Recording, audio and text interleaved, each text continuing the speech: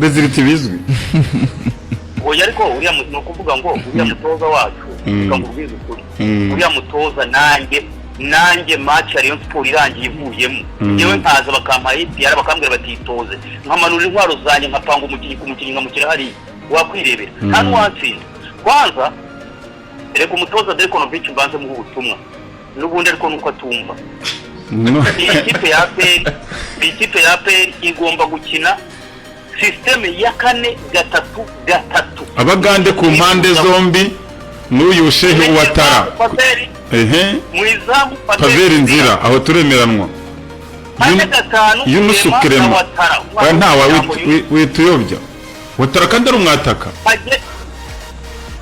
umva ndavuga nuza muizamu Paveri Nzira yego Watara bamwita Watara Yunus yitwa Watara ndari bishanze ni Yunus wagomba gusubirana umwanya we na Kireba muri defense ibumoso Claude iburyo Byiringiro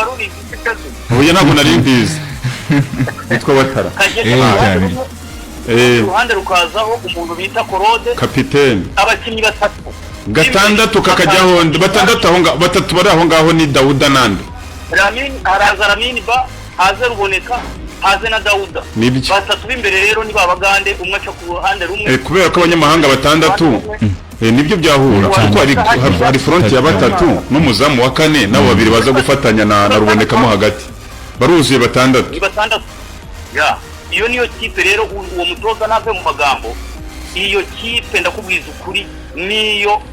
ngo kina champion y'u Rwanda ikazi iyo kipe yabakubita ibitego byinshi cyane